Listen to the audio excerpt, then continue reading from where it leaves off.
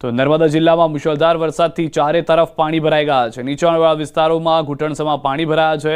નાંદોદ તાલુકાના વડિયા ગામની સત્યમનગર સોસાયટીમાં રહીશો ઘરમાં રહેવા મજબૂર બન્યા છે।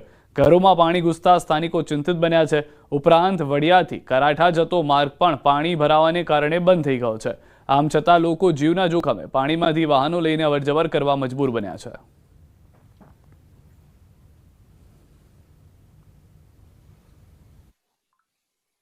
स्कूले बाळको जता होय ए लोकोने केवी रीते बहार काढवा घरना वाहन બધું અમે બહાર રોડ પર મૂકી આવ્યા છે કારણ કે વાહનમાં પાણી ઘૂસી જાય તો એ પણ નુકસાન જ છે એક જાતથી। અમે તો એટલું જ માંગીએ કે સોસાયટીનો કંઈક પણ પાણીનો નિકાલ થાય, પબ્લિક જે મુશ્કેલીમાં છે એનો નિકાલ થાય। તો નાંદોદ તાલુકાના લાછરસ ગામે ભારે વરસાદને કારણે જળબંબાકાર જેવી સ્થિતિ સર્જાઈ છે।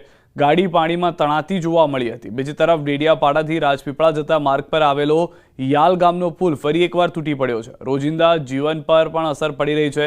તંત્રએ પાણીના નિકાલની કામગીરી હાથ ધરી છે। પડ્યો છે એટલા પાણી ભરાયા છે, કમર સુધી પાણી આવી ગયા છે, ઘરમાં પાણી ઘૂસી ગયા છે। તો કંઈ પણ વસ્તુ લેવા જવું કરવું હોય તો અહીંયાથી નીકળી શકાય એમ જ નથી। એવી પરિસ્થિતિ નથી કે અહીંયાથી નીકળી શકીએ અમે। અમારા ઘરના વાહનો હતા બધા, અમારા ગાડી હતી, બાઇક હતું, એ પણ અમે બહાર પાર્કિંગમાં મૂકી આવેલા છે। મેઇન કારણ આ સોસાયટીમાં પાણી ભરાવાનું, બાજુની જે સોસાયટી છે એમાં વાલ બનાવેલો છે, દિવાલ, તો પાણી જાય ક્યાં? સમસ્યા તો જોઈ રહ્યા છે તમે, ઘરથી બહાર નીકળવાનું નહીં, છોકરાને ભણવાનું તકલીફ, હવે ઘરમાં પુરાઈ રહેલા છે, આટલા પાણીમાં જવાનું ક્યાં? આજ નાળો, આજ પુલ ગયા વર્ષે આજ સમયે ધોવાણ થયું હતું। અમે ગુજરાત સરકારને પણ ધ્યાન દોર્યું અને જિલ્લા વહીવટી તંત્રને પણ અમે ધ્યાન દોર્યું હતું। જિલ્લા સંકલન સમિતિ હોય કે દરેક જગ્યાએ અમે આવેદનપત્ર પણ એ નાળાને લઈને આપ્યા છે, છતાં વહીવટી તંત્રની બેદરકારીના લીધે આજે ફરી આ વિસ્તારની જનતાને એને હાલાકીનો સામનો કરવો પડશે। તો આ તરફ વડોદરાના ડભોઈથી પણ દ્રશ્યો આપ જો ઉપરવાસમાં વરસાદને પગલે ઢાઢર નદી ઉફાને છે। ડભોઈ તાલુકાના 7 થી 8 ગામના મુખ્ય માર્ગો ઉપર પાણી ફરી વળ્યા છે। દેવડેમમાંથી પાણી છોડાતા ઢાઢર નદીમાં પાણીની આવક વધી છે। ડંગીવાડા, પ્રયાગપુરા, નારણપુરા, મગનપુરા, વીરપુરા, બંબોજ, કરાલીપુરા, અમરેશ્વર જેવા 7 થી 8 ગામોને અસર થઈ છે। મુખ્ય માર્ગો ઉપર પાણી ફરી વળતા જનજીવન પ્રભાવિત થયું છે। તો રાજ્યમાં મેઘરાજાએ અનરાધાર બેટિંગ કરી લોકોની મુશ્કેલી વધારી દીધી છે। સાંબેલાધાર વરસેલા વરસાદને કારણે લોકોની હાલાકી વધી છે। ક્યાંક આશિયાના ડૂબી ગયા છે તો ક્યાંક ઘરવખરી તણાઈ છે। સૌથી પ્રથમ વાત કરીએ પંચમહાલની, તો પંચમહાલના હાલોલના દ્રશ્યો જુઓ। અનરાધાર વરસાદે જાણે વિનાશ વેર્યો હોય એવા દ્રશ્યો જોવા મળી રહ્યા છે। કાળી ભોય વિસ્તારમાં જોવા મળ્યા છે આ દ્રશ્યો।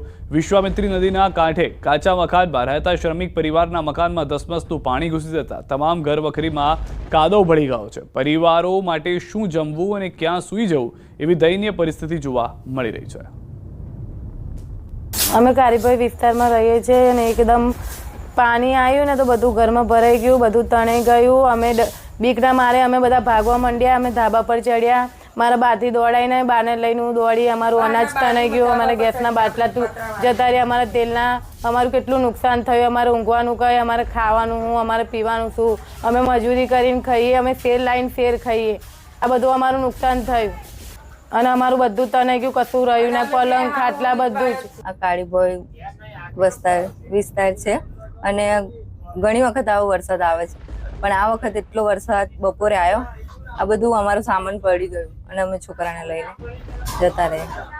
બધાની બહુ જ ખરાબ પરિસ્થિતિ છે, કોઈને ખાવાનું બી નથી અત્યારે, લોટના ડબ્બા, અનાજ, પાણી બધું ખરાબ થઈ ગયું છે।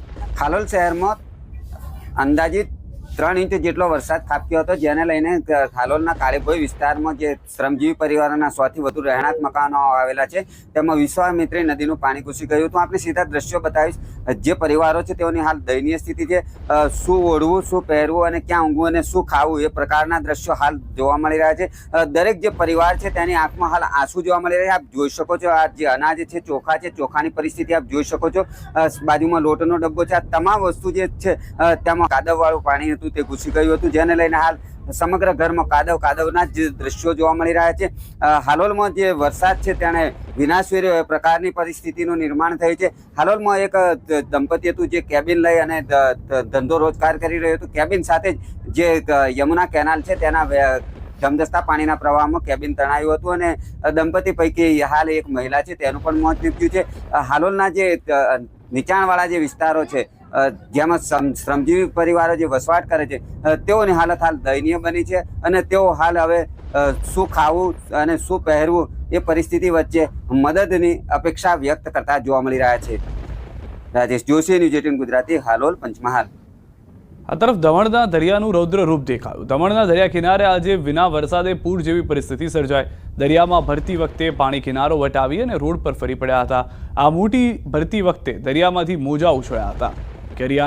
દરિયાની પાણી કિનારો જે છે તે વટાવી દીધો હતો. નમો પથ પર ફરી વળ્યા છે પાણી. આથી દરિયા કિનારે પૂર જેવો માહોલ સર્જાયો હતો. રોડ પર ભરાયેલા દરિયાના ખારા પાણીમાંથી પસાર થતા અનેક વાહનો ખોટવાઈ પણ ગયા હતા. રાજ્યના પડોશમાં આવેલા સંઘ પ્રદેશ દમણમાં બપોર સુધી મેઘરાજાએ તો વિરામ લીધો હતો, પરંતુ સવારથી જ દમણનો છે દરિયો અત્યારે તોફાની બની રહ્યો છે. અત્યારે જે આ દ્રશ્યો જોઈ રહ્યા છો દમણના સી ફેસ રોડ પરના દ્રશ્યો છે. આ જે પાણી છે એ રહ્યો એ વરસાદનું પાણી નહીં, પરંતુ અહીંયા આગળ જે દરિયાના પાણી છે એ કિનારો વટાવી અને અહીંયા આગળ સી ફેસ રોડ પર ફરી વળ્યા છે. એને કારણે અત્યારે અહીંયા આગળ તળાવ, આ રોડ છે એ તળાવ જેવો લાગી રહ્યો છે. અહીંયા આગળ આ ભરેલા પાણીને કારણે અહીંયાથી પસાર થતા વાહનોમાં છે એ ખોટવાઈ રહ્યા છે અને વાહન ચાલકોની સાથે રાહદારીઓ પણ પરેશાનીનો સામનો કરવો પડી રહ્યો છે. અત્યારે દરિયામાં તોતિંગ મોજા ઉછળી રહ્યા છે. મોજાના પાણી છે એ સીધા જ સી ફેસ રોડ પર આવી રહ્યા છે. આથી અહીંયા આગળ અત્યારે ભારે ચોમાસા જેવો માહોલ સર્જાયો છે. વરસાદ નથી, પરંતુ દરિયાદેવના રૌદ્ર સ્વરૂપને કારણે અત્યારે દમણનો સી ફેસ રોડ પાણી થઈ ગયો છે. આમાંથી પસાર થતા અનેક વાહનો ખોટવાયા છે તો ક્યાંક અકસ્માતો પણ થઈ રહ્યા છે.